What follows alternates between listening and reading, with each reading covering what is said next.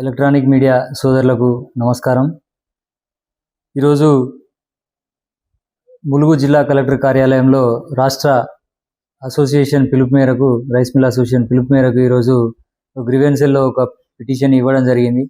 ఆ పిటిషన్ యొక్క సారాంశం ఏంటంటే, రాష్ట్రంలో ప్రభుత్వ విధానాలు కొన్ని సమయం పాటించకుండా తీసుకోవడం వలన చాలా ఇబ్బందులు ఏర్పడుతుంది. ఇండస్ట్రీ అంతా కూడా ఇలా కుదేలయ్యే పరిస్థితిలో ఉన్నది.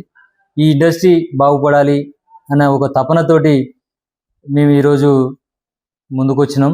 ఆ క్రమంలో మొన్న 6వ తారీఖు నాడు కరీంనగర్ జిల్లా నుంచి ఒక సోదరి సూసైడ్ చేసుకోవడం జరిగింది. దీనికి రీజన్ ఏంటి అంటే, ప్రభుత్వం యొక్క 25% పెనాల్టీ, 12% ఇంట్రెస్ట్ అని చెప్పేసి మిల్లర్ల మీద ఒత్తిడి చేసి ఇబ్బందులకు గురి చేస్తూ ఉన్నారు.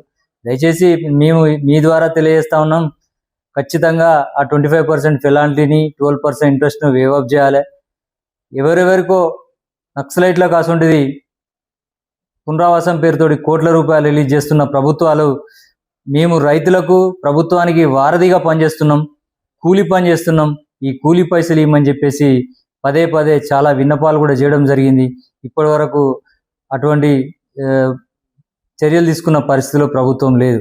గత ప్రభుత్వం తీసుకున్న తప్పుడు నిర్ణయాలు, 25% ఇంట్రెస్ట్, 12% వడ్డీ అని చెప్పేసి గత ప్రభుత్వం చేసిన జీవోను మేము ఎట్లా తీసేయాలని చెప్పేసి ఈరోజు ఈ ప్రభుత్వం చెప్తా ఉన్నది. దయచేసి ఎన్నో కార్యక్రమాలు, ప్రజారంజకమైన కార్యక్రమాలు తీసుకుంటున్నటువంటి ప్రభుత్వం మా విషయంలో కూడా మేము కూడా ప్రభుత్వంలో ఒక భాగస్వాములుగానే భావించి, మేము చేసిన ఏదైనా మిస్టేక్స్ ఉంటే వాటిని మన్నించి, పెద్ద మనసు చేసుకొని మన్నించి మా ఇండస్ట్రీని కూడా కాపాడాల్సిందిగా. ఇది ఎందుకంటే రైతులకు ప్రభుత్వానికి వారధిగా పనిచేసే ఇండస్ట్రీ ఇది. ఈ ఇండస్ట్రీ మీ కన్సర్నల్లో మీరు ఏదైతే చెప్తే ఆ ఫార్ములాలోనే బియ్యం పెడుతున్నాం మేము. ఇవాళ మీరు చెప్పిన పద్ధతిలో మేము బియ్యం పెట్టడం వల్ల ఒక్కొక్క ఏసీకే బియ్యం పెట్టడానికి మినిమం 1 లక్ష రూపాయలు నుంచి 50,000 నుంచి 1 లక్ష రూపాయలు నష్టాలలో నడుస్తూ ఉన్నది. మీరు ఇచ్చిన ధాన్యం ఇచ్చినంత స్పీడ్గా మీరు బియ్యం తీసుకోకపోవడం వల్ల మేము ఇవాళ నష్టపోతూ ఉన్నాము, ఆ వెయిట్ లాస్ అవుతా ఉన్నాము, డ్యామేజ్ అవుతా ఉన్నది. చాలా ఎన్ని రకాలుగా చెప్పాలంటే అన్ని రకాలుగా ఇబ్బందులలో ఉన్నది ఇండస్ట్రీ. ఈ ఇండస్ట్రీ మీద మీరు ఖచ్చితంగా ఒక కన్ను పెట్టి ఈ ఇండస్ట్రీని కాపాడాలని చెప్పేసి ప్రభుత్వాన్ని మీ ద్వారా వేడుకుంటున్నాం.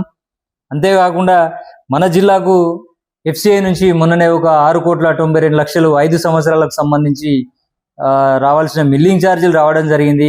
ఆ పైసలను కూడా సివిల్ సప్లై ఖాతాలో వేసుకున్నారు తప్ప మా మిల్లర్లకు ఇవ్వలేదు. దయచేసి ఆ డబ్బులు కూడా రిలీజ్ చేయాలని చెప్పేసి నేను ప్రభుత్వాన్ని వేడుకుంటున్నాం. ఇండస్ట్రీని కాపాడాలని చెప్పేసి వేడుకుంటున్నాం. ఈరోజు సూసైడ్ చేసుకునే పరిస్థితి ఎందుకు వచ్చింది? ఆల్రెడీ 2019-20 కరోనా సమయంలో ఇచ్చినటువంటి ధాన్యము ఏదైతే ఉందో, మీరు బియ్యం తీసుకోకపోవడం వల్ల ఆ లాస్, ఆ రోజు 1,885 రూపాయలు పర్ క్వింటాల్ ఉంటే ఈరోజు 2,369 రూపాయలు పర్ క్వింటాల్ ధాన్యం ఉంది. ఆల్మోస్ట్ 500-600 రూపాయలు ఇప్పటికే రేటు పెరిగింది.